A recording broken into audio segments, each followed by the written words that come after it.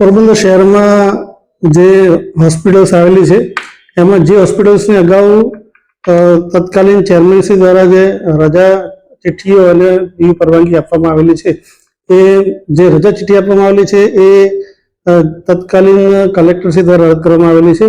આવી જે હોસ્પિટલો છે એને અત્યારથી જે અદ્યતન એમની પાસે રજા ચિઠ્ઠી હોય કે બીયુ પરમિશન હોય તે અત્યારે જે પ્રવર્તમાન કાયદા છે એ પ્રમાણેની રજૂ કરવા જણાવેલ છે.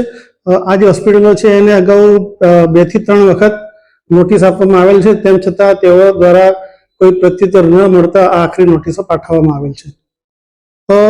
જે સરકારશ્રી દ્વારા જે અનધિકૃત બાંધકામો છે એ નિયમિત કરવા માટેનો એક ઓર્ડિનન્સ બહાર પાડવામાં આવેલો છે અને એના હેઠળ નિયમો પણ બનાવવામાં આવેલા છે.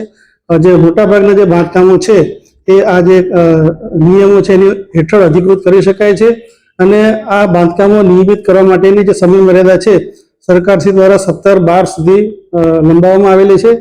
મારી આપના માધ્યમ દ્વારા એ સર્વે હોસ્પિટલ ધારકોની વિનંતી છે કે આપ આપના પ્લાન અને રજૂ કરી આપની પાસે અધિકૃત વ્યૂ પરવાનગી કે અધિકૃત રજા ચિઠ્ઠી ન હોય તો આપના બાંધકામ છે નિયમિત કરવા માટે અત્યારે તમે અરજી કરી શકો છો અને આપની જે અરજી અત્યારે મળેથી એ બાંધકામો નિયમિત કરવા માટેની કાયદેસરની કાર્યવાહી કરવામાં આવશે.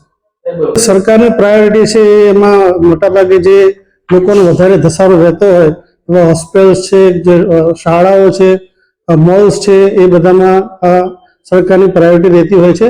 અત્યારે અમે આ જે હોસ્પિટલો છે કે જ્યાં લોકો સારવાર માટે જતા હોય છે એ અગત્યના સંસાધનો હોવાથી, અગત્યની જગ્યા હોવાથી અત્યારે હોસ્પિટલોને આ નોટિસ આપવામાં આવેલી છે.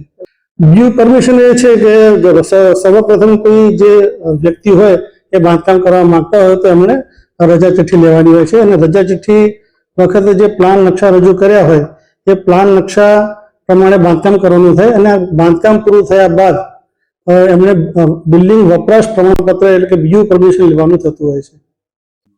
શાળાઓમાં અગાઉ આપણે નોટિસ આપેલી છે અને એમાં એમના તરફથી ઘણા પ્રત્યુત્તરો પણ મળેલા છે.